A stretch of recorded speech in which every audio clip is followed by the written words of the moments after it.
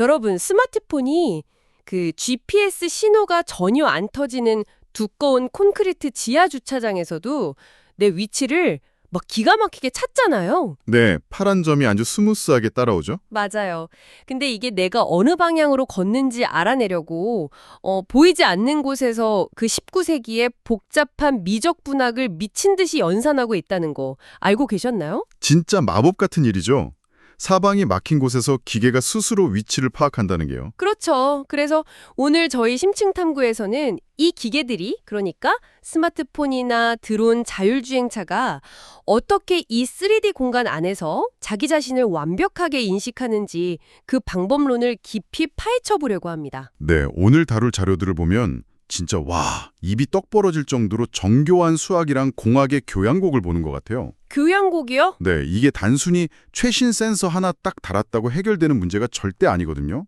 물리적인 센서가 가진 한계랑 노이즈를 그 순수한 수학적 논리로 극복해내는 아주 지난한 과정이 숨어 있습니다. 아, 센서 자체의 한계를 수학으로 덮는다. 그리고 이 모든 기술의 한가운데에는 19세기에 만들어진 사원수, 영어로는 쿼터니언이라는 아주 매혹적인 수학적 개념이 자리 잡고 있죠. 맞습니다. 사원수가 모든 것의 뼈대라고 할 수 있죠. 좋아요. 하나씩 짚어보죠. 기계가 자신의 자세를 인식하는 첫 번째 관문, 바로 AHRS, 즉 자세 및 방위 기준 장치입니다. 여기서 제일 먼저 드는 의문이 하나 있어요. 어떤 의문이시죠? 우리가 보통 비행기나 드론 기울기 말할 때 롤, 피치, 요 이런 오일러 각을 많이 쓰잖아요. 이게 훨씬 직관적이고 이해하기도 쉬운데 왜 굳이 단 4개의 숫자, 스칼라 하나랑 벡터 3개로 이루어진 그 복잡한 사원수를 써야 하는 건가요? 아, 그건 아주 현실적이고 치명적인 문제 때문입니다. 직관적인 오일러 각은 그 3차원 공간의 회전을 표현할 때 특정 각도에서 2개의 회전축이 겹쳐버리는 순간이 반드시 와요. 축이 겹친다고요? 네. 그러면 기계가 갑자기 내가 어느 방향으로 돌아야 하지? 하고 방향성을 완전히 상실해버립니다. 이걸 짐벌락 현상이라고 부르거든요. 아, 짐벌락. 우주 탐사 역사에서 아주 유명한 사건이 하나 떠오르네요. 그 아폴로 11호가 달에 갈 때 마이클 콜린스가 조종하던 사령선에서 이 짐벌락 경고가 울려서 우주미아가 될 뻔했잖아요. 맞아요. 아주 아찔한 순간이었죠. 그러니까 오일러 각은 마치 약간 잘못 접혀서 방향을 잃기 쉬운 종이지도 같은 거군요. 한번 특정 각도로 잘못 딱 접히면 다음 경로를 아예 찾을 수 없는 딜레마에 빠지니까요. 종이지도 비유. 상황을 아주 정확하게 묘사하시네요. 반면에 사원수를 사용하면 어떨까요? 사원수는 회전을 3차원 공간 내부의 축이 아니라 4차원 구의 표면을 따라 매끄럽게 미끄러지는 방식으로 계산해요. 4차원 구의 표면이요? 뭔가 매끄럽게 돌아간다는 느낌이네요. 네. 쉽게 말해서 어디로든 매끄럽게 돌아가고 절대 걸릴 일이 없는 3D 지구본을 쓰는 것과 같습니다. 짐벌락이 원천적으로 발생하질 않죠. 아하! 짐벌락에서 해방되는군요. 게다가 예전에 쓰던 9개의 숫자로 이루어진 무거운 회전 행렬보다 연산도 훨씬 가볍게 할 수 있고요. 그렇군요. 그래서 이 AHRS 시스템이 가속도계, 자이로스코프, 지자기 센서의 데이터를 융합할 때 이 사원수를 아주 탄탄한 뼈대로 사용하는 거네요. 정확합니다. 여기서 정말 흥미로운 점은 각 센서의 단점을 사원수 필터가 보완한다는 거예요. 센서 퓨전이니까요. 근데 이 센서들 각자 자기 주장이 좀 너무 강하지 않나요? 맞아요. 아주 개성들이 뚜렷하죠. 가속도계 같은 경우는 중력을 감지하니까 기계가 얼마나 기울어졌는지는 기가 막히게 아는데 기계가 갑자기 확 출발하거나 멈추는 선형 가속도에는 또 깜빡 속아 넘어가잖아요. 네, 자이로스코프도 비슷해요. 회전하는 각속도를 아주 민첩하게 캐치해서 반응 속도는 최고인데 시간이 지날수록 오차가 막 눈덩이처럼 불어나는 드리프트 현상이 너무 치명적입니다. 지저귀 센서도 철근이나 자석 같은 금속 물체만 지나가면 휙 돌아가 버려서 혼란에 빠지고요. 맞습니다. 그래서 이 골치 아픈 삼형제를 하나로 묶어주는 게 바로 필터 알고리즘입니다. 여기서 대표적으로 매지빅 필터랑 마우니 필터가 등장하죠. 아, 둘의 접근 방식이 꽤 다르다고 들었어요. 매지빅은 그 오차를 수학적인 가파른 경사면으로 보고 가장 오차가 적은 평지를 찾아 내려가는 그레디언트 디센트 방식을 쓴다면서요. 네, 맞아요. 산을 내려가듯이 최적점을 찾는 거죠. 이때 베타라는 단 하나의 파라미터로 센서들의 신뢰도를 조절하는 게 핵심입니다. 오, 파라미터가 하나뿐이라니 엄청 깔끔하네요. 그럼 마호니 필터는요? 마호니 필터는 산업 현장에서 많이 쓰이는 PI 제어기를 활용합니다. 가속도계로 추정한 중력이랑 실제 측정된 중력의 오차 방향을 외적으로 계산한 다음에 아, 크로스 프로덕트요? 네, 맞아요.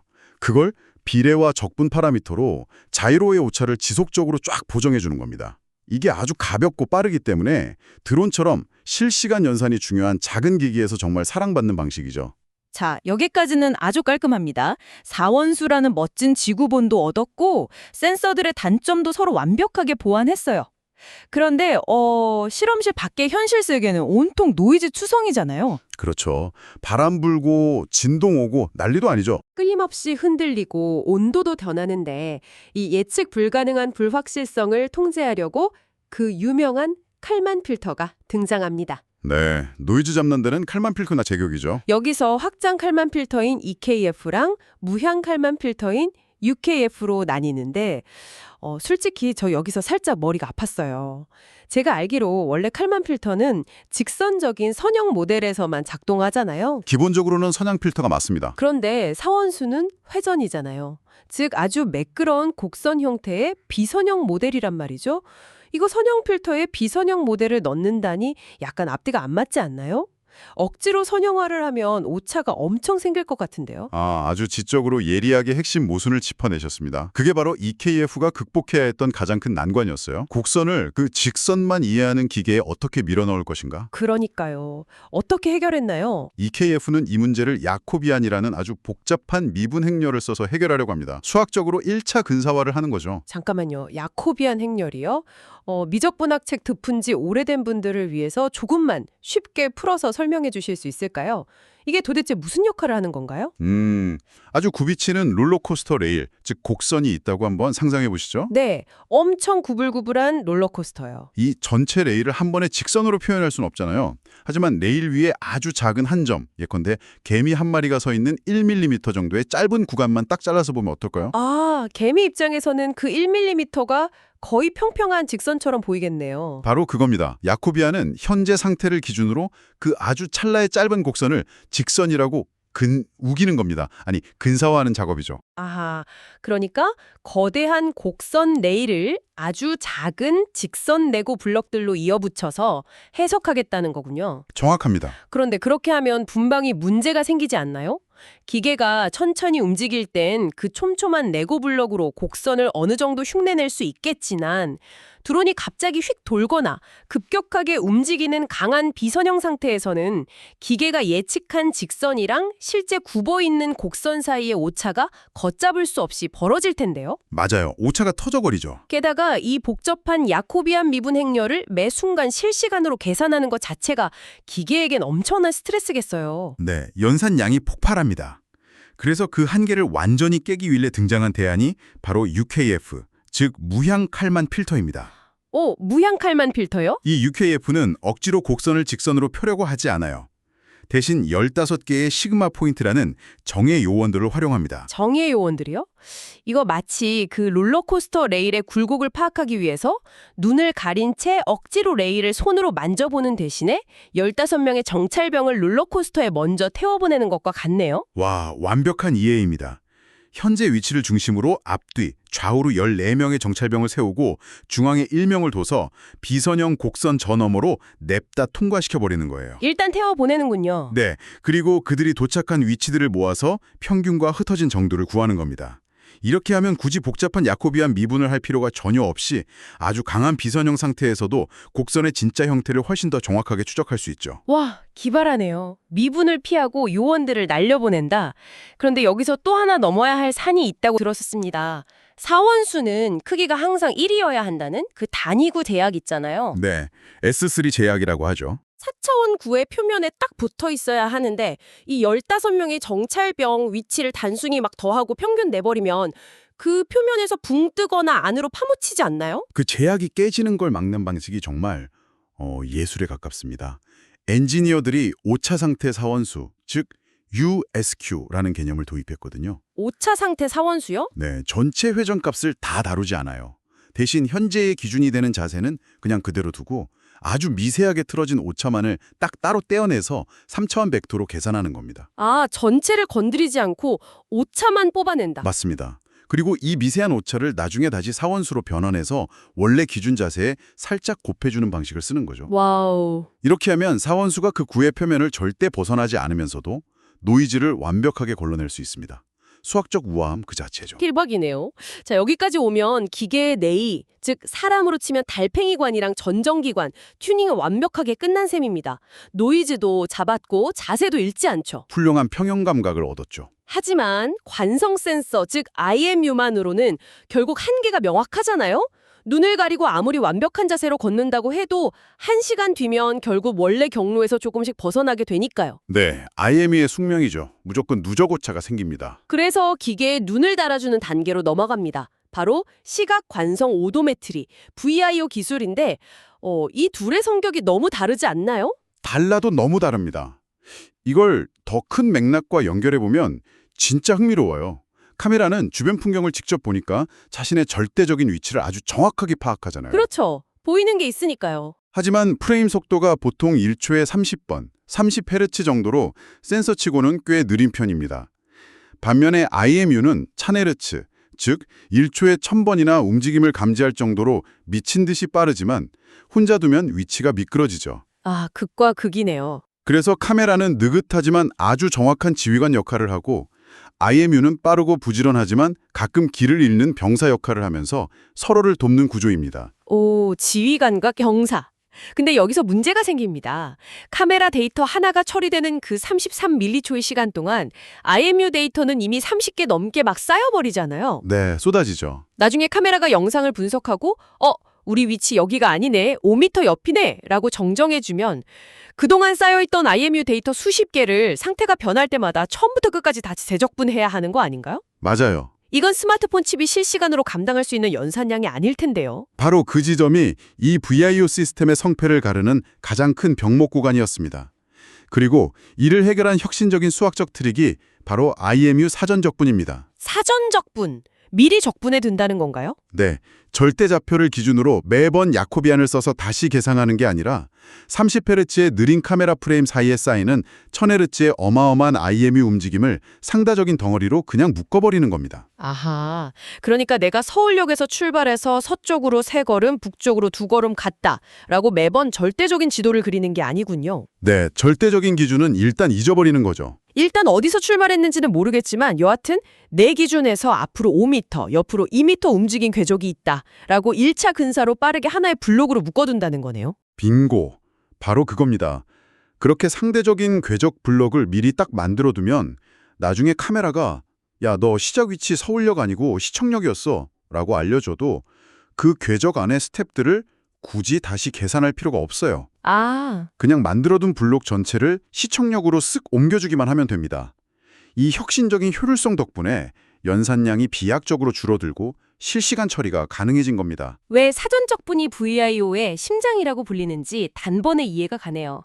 이 기반 위에서 아주 가볍고 실시간 처리에 유리한 필터 기반의 MSC KF나 아니면 슬라이딩 윈도우 전략을 써서 정밀하게 최적화하고 예전에 왔던 길을 다시 알아보는 루프 클로저 기능까지 갖춘 VINS-모노 같은 시스템들이 대조적으로 탄생할 수 있었던 거군요. 맞습니다. 하드웨어 성능이나 목적에 따라 가장 적합한 방식을 골라 쓰는 거죠. 그런데 카메라가 2D 이미지로 세상을 평면적으로 본다면 정밀한 자율주행이나 로봇 공학에서는 진짜 3D 입체 지도를 만들기 위해 레이저를 쏘는 라이다가 필수적입니다. 이른바 라이다 IMU 퓨전 LIO 기술인데요. 네, 자율주행의 꽃이죠. 라이다로 3D 지도를 만든다. 근데 여기서 진짜 흥미로워지는데요. VIO보다 훨씬 치명적인 물리적 딜레마가 하나 발생합니다. 레이저 스캐너가 물리적으로 빙글빙글 회전해야 하는 그 본질적인 한계에서 오는 문제죠. 네, 제가 이걸 어떻게 이해했냐면요. 우리가 스마트폰으로 파노라마 사진 찍을 때 몸을 천천히 돌리고 있는데 강아지가 앵글 안에서 쓱 걸어가면 나중에 사진 봤을 때 강아지 허리가 닥스훈트처럼 기괴하게 쭉 늘어나 있거나 찌그러져 있잖아요. 맞아요. 아주 흔한 일이죠. 라이다도 마찬가지 아닐까요? 센서가 100m초 동안 360도로 한 바퀴를 핑 도는데 그 찰나의 시간 동안 차나 드론이 앞으로 쌩 달려버리면 찍힌 점들이 전부 찌그러지는 스캔 왜곡, 모션 디스토션이 생기지 않나요? 아, 비유가 찰떡이네요. 아주 훌륭한 통찰입니다. 실제로 일직선인 건물 벽을 스캔했는데 맵을 그려놓고 보면 벽이 바나나처럼 확 휘어져 있는 현상이 발생해요. 혹 바나나요? 자율주행차가 바나나 벽을 보면 안 되잖아요. 절대 안 되죠. 그래서 LIO 기술의 가장 핵심 임무가 바로 이 찌그러진 공간을 다시 평평하게 펴주는 디스크윙 작업입니다. 그리고 여기서 다시 한번 1000Hz짜리 초고속 IMU가 구원투수로 등판합니다. IMU가 찌그러진 점들을 대체 어떻게 펴준다는 거죠? 원리는 이렇습니다. 라이다가 쏘아올린 수백만 개의 레이저 점들에는 각각 아주 미세한 스탬프, 즉 시간이 찍혀 있어요. 시간 기록이 있군요. 네, IMU는 그 찰나의 1m초, 2m초마다 기계가 어느 자세로 얼마나 이동했는지를 사원수 기반으로 다 기록해 둡니다.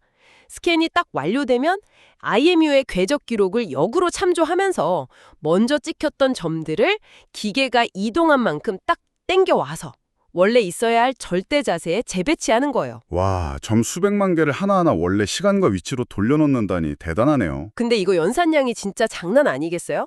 초창기 모델인 로암 같은 경우는 이 엄청난 데이터를 다루기 버거워서 엣지나 평면 포인트 같은 특징점들만 겨우 골라내서 썼다고 알고 있거든요. 네, 초기에는 하드웨어가 못 버티니까 불가피한 선택이었죠. 전체 데이터를 다 쓰면 맵 갱신 속도가 너무 느려지니까요. 하지만 최근에 등장한 Fast LIO2 같은 알고리즘은 이 눈부신 발전을 통해 한계를 돌파했습니다. 바로 증분형 KD 트리, IKD 트리라는 데이터 구조 덕분이죠. 트리를 쓴다는 게 약간 나무나 숲 같은 비유일까요? 네, 이렇게 생각하시면 아주 쉽습니다. 기존에는 새로운 스캔 데이터가 들어오면 3D 맵이라는 거대한 숲을 통째로 불태우고 처음부터 다시 나무를 심어서 트리 전체를 재구성했어요. 헉, 매번 숲을 태운다고요? 당연히 병목이 엄청 생기겠네요. 그렇죠. 반면에 BKD 트리는 숲 전체는 그대로 둔 채 새로 들어온 데이터, 즉 새 나무만 빈 공간에 쏙쏙 심고 낡은 데이터만 가지치기 하듯 쏙가냅니다. 전체 숲을 매번 갱신할 필요가 없으니 연산 속도가 무려 10배 이상 빠르고 가벼워졌죠. 와, 10배요. 그 엄청난 속도 덕분에 이제는 굳이 특징 점만 고를 필요 없이 라이다가 읽어드린 모든 점을 실시간으로 다 써버릴 수 있게 된 겁니다. 숲을 갈아엎지 않고 가지치기만 한다. 정말 통쾌한 해결책이네요. 자, 드론이 어떻게 눈을 뜨고 라이다가 어떻게 왜곡을 펴는지는 아주 잘 알겠습니다. 그런데 청취자 여러분, 이 거창해 보이는 기술들이 결국 여러분 주머니 속 스마트폰에서도 똑같이 벌어지고 있다는 사실 알고 계셨나요? 네, 바로 우리 일상 속 기술이죠. 거대한 실내 지하주차장이나 복잡한 쇼핑몰 같은 곳에서 GPS 없이도 지도 앱의 파란 정이 여러분을 목적지로 안내하는 마법. 이게 바로 보행자 추측항법 PDR 기술입니다. PDR의 기본 원리는 아주 단순 명쾌해요. 현재 내 위치는 이전 위치 더하기 내가 걸은 걸음수 곱하기 내 보폭 곱하기 내가 걸어간 방향이라는 거죠. 공식은 진짜 간단한데요. 근데 현실을 생각해보면 진짜 미스터리입니다. 우리는 폰을 내비게이션처럼 항상 반듯하게 들고 걷지 않잖아요. 절대 안 그러죠? 폰을 주머니에 대충 뒤집어 쑤셔 넣기도 하고 손에 들고 마구 흔들면서 걷기도 합니다. 스마트폰의 앞면이 제가 걷는 방향이랑 전혀 다를 텐데 도대체 기계가 내가 가는 진짜 방향을 어떻게 정확히 알아채는 걸까요? 아, 이 지점에서 아주 중요한 질문이 생기는 겁니다. 폰의 앞면이 바닥을 보든 하늘을 보든 사람이 걷는 방향을 어떻게 아느냐. 여기서 드디어 우리의 만능 해결사 사원수가 화려하게 복귀합니다. 또 사원수인가요? 진짜 안 끼는 데가 없네요. 네, 스마트폰이 주머니 속에서 어떤 기상천외한 자세로 있든 사원소 기반 AHRS 알고리즘은 폰의 절대적인 3D 자세를 먼저 정확히 추정합니다. 절대 자세를 잡고요. 그 다음은요? 그 다음 폰이 감지하는 가속도와 방향 벡터를 우리가 딛고 있는 2D 수평면으로 쫙 눌러서 투영시켜버립니다. 아, 그러니까 폰이 아무리 비스듬하게 누워있어도 수평으로 내리쬐는 빛을 받아 바닥에 생기는 그림자만 본다는 거군요. 그러면 온전히 북쪽, 동쪽 같은 진짜 보행 방향인 헤딩만 딱 걸러낼 수 있겠네요? 맞습니다. 투영을 통해서 중력의 영향도 깔끔하게 제거할 수 있고요. 자, 방향은 찾았고 그 다음은 걸음수를 세워야 하잖아요. 걸음수는 어떻게 세나요? 오직 보행으로 인해 생기는 가속도 수직성분만 뽑아냅니다. 사람이 걸을 때 발뒤꿈치가 땅에 탁 닿는 순간마다 가속도 그래프의 뾰족한 산봉우리, 즉 피크가 솟아오르거든요. 이 피크 개수를 세면 정확히 걸음수가 되죠. 오, 삼봉우리를 센다. 걸음수는 걷게 감지하면 되는데 보폭은 사람마다 다르고 심지어 내가 아침에 막 활기차게 걸을 때랑 저녁에 지쳐서 터덜터덜 걸을 때가 다르잖아요. 보폭 추정은 어떻게 하죠? 그래서 엔지니어들은 웨인버그 모델 같은 기발한 모델을 씁니다. 한 걸음을 내디딜 때 몸이 위아래로 출렁이는 가속도의 최대값과 최소값의 차이를 활용하는 건데요. 차이를 이용한다고요? 네, 강하고 빠르게 걸을수록 땅을 박차는 힘이 커지니 이 가속도의 진폭도 당연히 커집니다. 그 차이값의 수학적 처리를 해서 실시간으로 보폭을 동적으로 늘리거나 줄이는 거죠. 폰의 흔들림 폭만으로 내 보폭을 알아낸다니 정말 놀랍네요. 그럼 마지막으로 하나만 더요. 쇼핑몰에서 1층에 있다가 에스컬레이터 타고 3층으로 올라가면 지도 앱도 층수를 바꿔서 보여주잖아요. 걸음수로 층간 이동을 아는 건 아닐 텐데 이건 무슨 원리인가요? 아, 그건 스마트폰 안에 숨어있는 기압기의 공로입니다. 고도가 높아지면 공기압력이 미세하게 낮아지잖아요. 네, 산에 올라가면 귀 먹먹해지는 것처럼요. 맞아요. 표준 대기 상태에서 기압계 수치가 약 0.36 헥토파스칼 변화할 때마다 고도가 대략 3m 상승합니다. 보통 상업 건물의 딱 1계층 높이죠. 이 미세한 변화를 감지해서 아, 방금 1계층 올라갔구나 하고 층간 이동을 파악하는 겁니다. 와, 가속도의 피크로 걸음을 세고 웨인버그 모델로 보폭을 재고 기압계의 0.36 헥토파스칼 변화로 층수까지 알아내다니. 겉으로는 보이지 않는 이 수만 번의 텐서 현상과 필터링 최적화가 백그라운드에서 필사적으로 청취자 여러분을 목적지로 안내하고 있었던 거네요. 네, 매 순간 엄청난 연상이 돌아가고 있죠. 그래서 이게 다 무슨 의미일까요? 오늘 우리가 살펴본 이 거대한 센서 데이터 퓨전 기술의 저변에는 결국 W, X, Y, Z라는 단 4개의 숫자로 이루어진 사원수라는 수학적 개념이 면면히 흐르고 있습니다. 맞습니다. 기계의 자세를 잡는 AHRS에서 시작해서 시각과 결합하는 VIO, 레이저 매핑을 하는 LIO, 그리고 우리의 발걸음을 추적하는 PDR에까지 스며들어 있죠.